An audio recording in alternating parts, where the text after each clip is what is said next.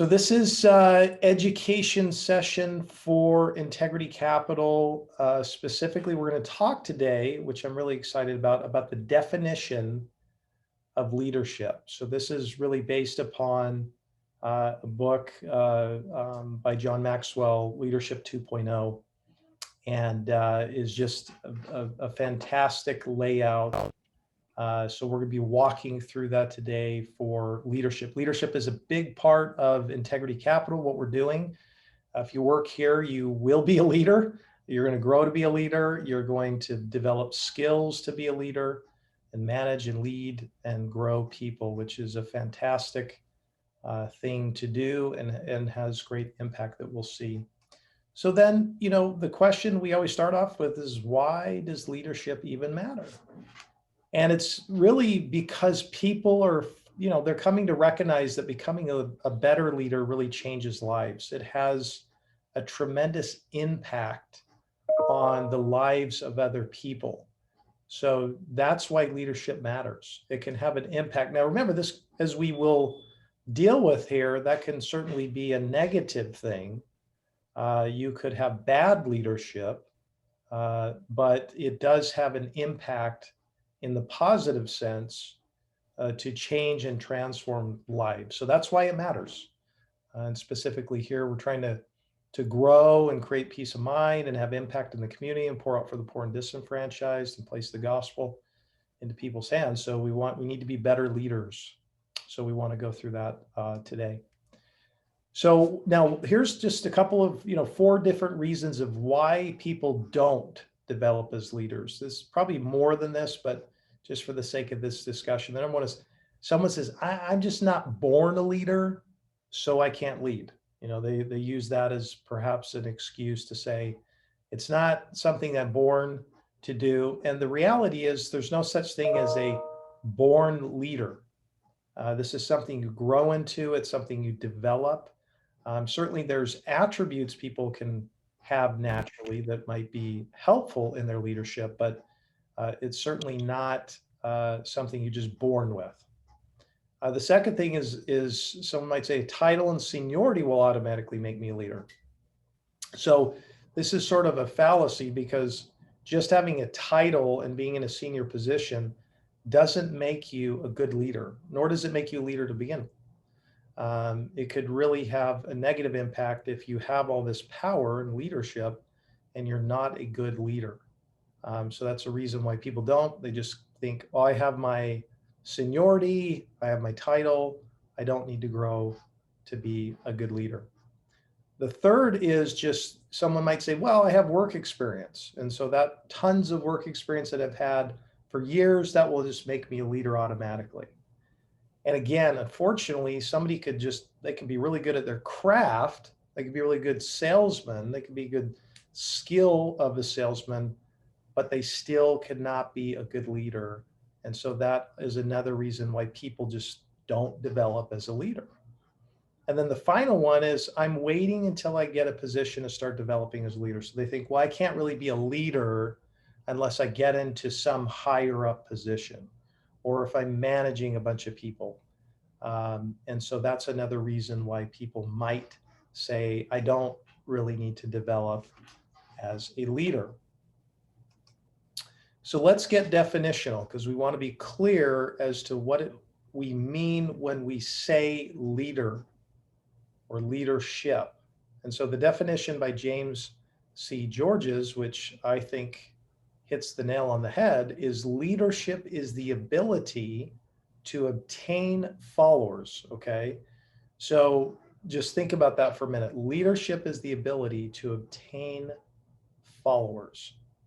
So if that is the case, if that is an accurate definition, which I believe it is, of leadership, then can leaders be bad based upon this? What do you guys think? Yeah, it depends on their overall intentions. Yeah. So what might be think about this for a minute. Was based upon that definition, was Hitler a leader?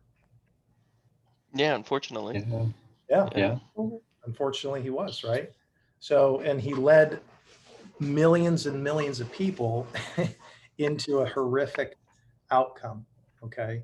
So again, there is this notion, we can go on the other side of the coin as well, from the positive side, but that is really what we're talking about, is the ability to influence people in a particular direction. Yep.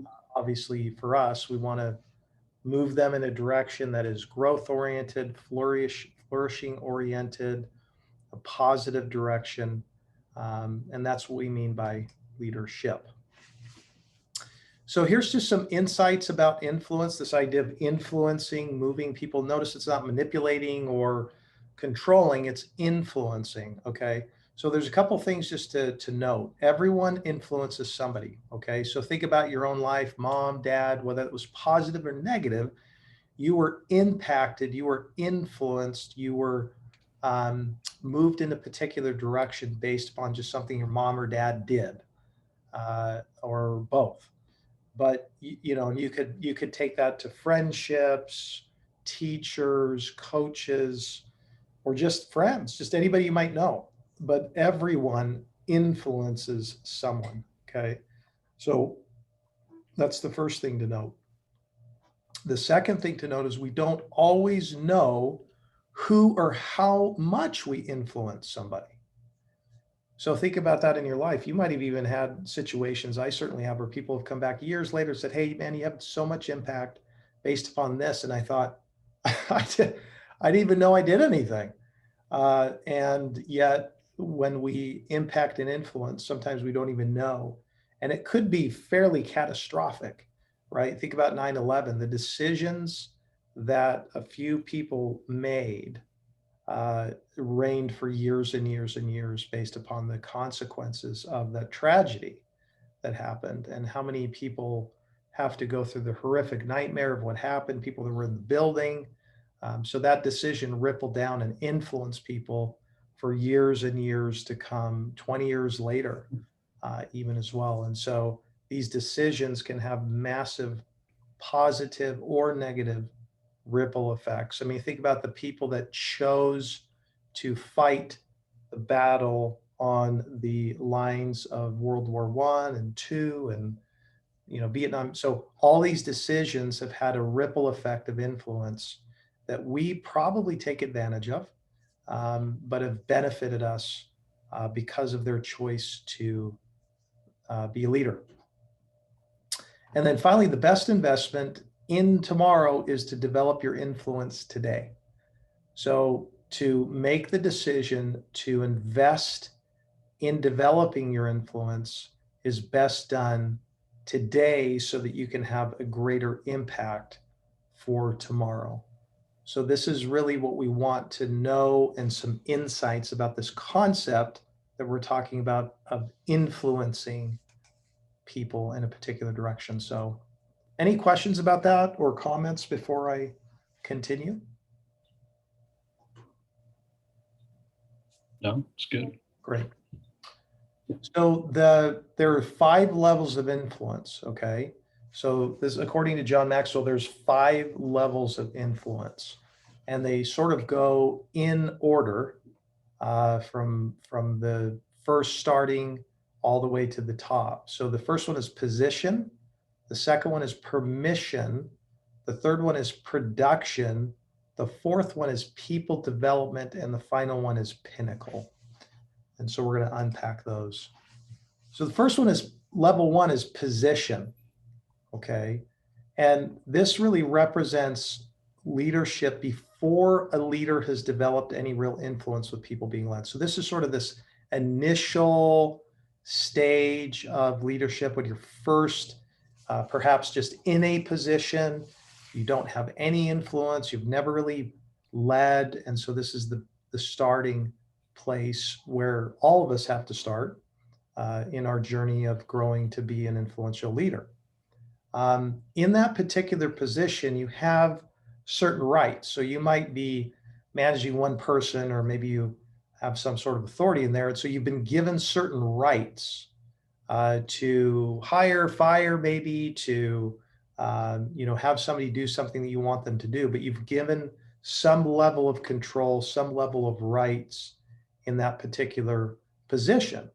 The positive part is that does give you some framework for by which you can influence people, but it can also be something where it's a good place you want to start in leadership. It's a terrible place to stay.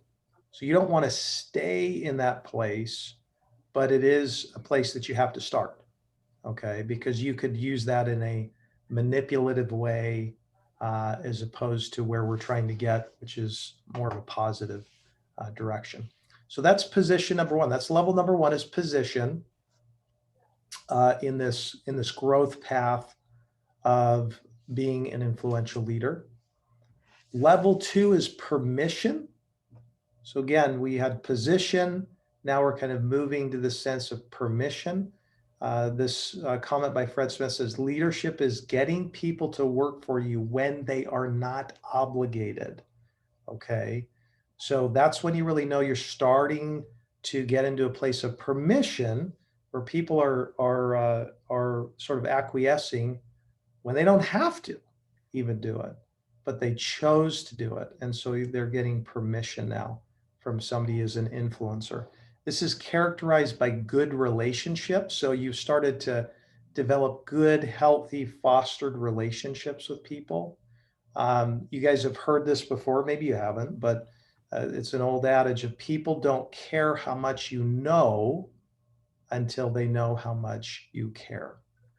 Yeah.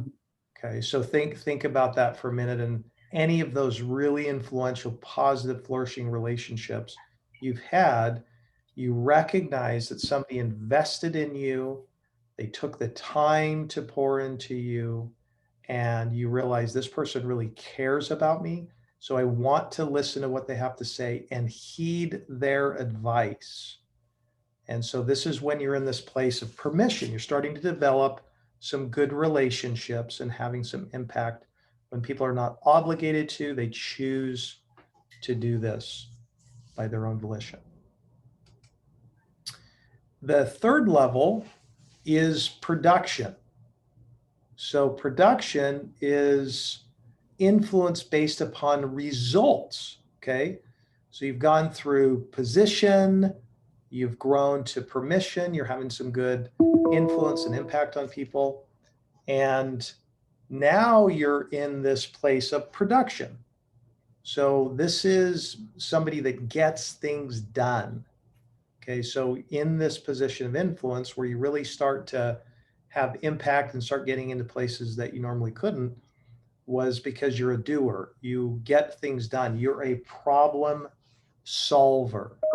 Okay, so people come to you because you can solve problems. You are able to reach goals. You're able to increase profit. You're able to follow through with what you said. You're a reliable person. And those results speak very loudly to the people that you work with and the people that you work around. So that is how you're known. That is how you've developed a reputation, and that you are known not perfectly, but for a person that can get things done and make things happen. So again, this is a great place to be. You have relationships developed, you're getting things done, and then you say, well, what's the next level? And as we start to move up this ladder of the leadership development cycle, now the level 4 is people development. Okay, so now a lot of this has just been sort of, you getting things done and starting to at least develop some relationships. But now this is where influence is based upon reproduction. Okay, so the one before was production, but this is reproduction. This is something that we've been talking about a lot and will continue to talk about, because as we grow, we're going to need to do more and more of this, which is to reproduce what it is that we've done and are doing so that other people can continue to do that as well. It says here that leaders become great not because of their power, but because of their ability to empower other people. So think about that for a minute. Is you really start to move into a new level when you don't become great because you have all this power, but what you're doing is empowering other people, enabling them to have success and for them to grow based upon the skills that they've learned from you. Um, he says, if you don't believe in the messenger, you won't believe the message. Okay, so in order to develop people, we also have to remember that we have to be a person of credibility, a person of consistency, a person that has character. You have to have integrity in order for somebody to listen and to want to follow you. Otherwise, you can't have impact. There was a old acronym VIP, which talks about being a very influential person. That is a person that has to have vision. Two, the I is integrity, and the P is for passion. And you have to have all three. You could have vision and passion and have no integrity. You're not going to have impact. You could have vision and integrity, no passion, and vice versa. And so, in order to be successful in people development, you have to really learn to go into a new place where you are learning how to reproduce yourself and reproduce your efforts. This is the place that we are moving towards and doing right now, is to develop people. It takes a lot of effort, takes a lot of time, but it's where things start to compound.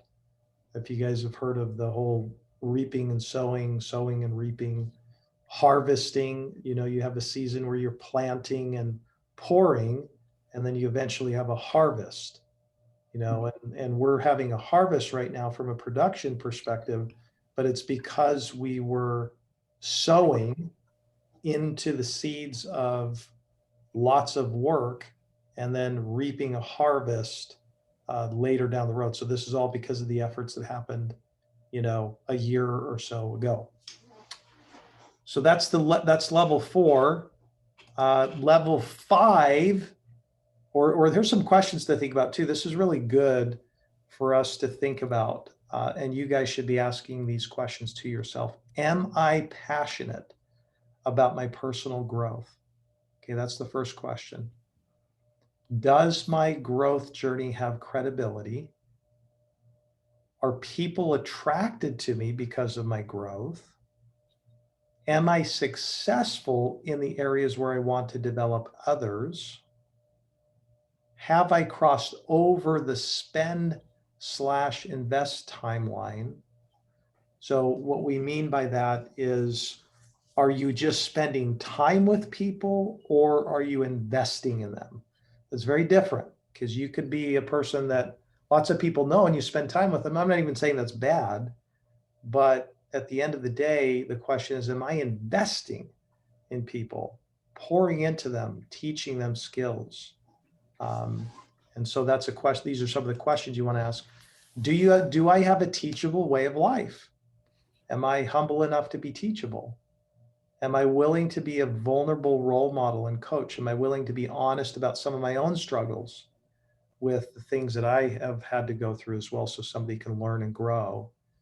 And do the people I develop succeed? These are just some questions on level 4 to ask as we move into that realm, to help us grow and move into this new position.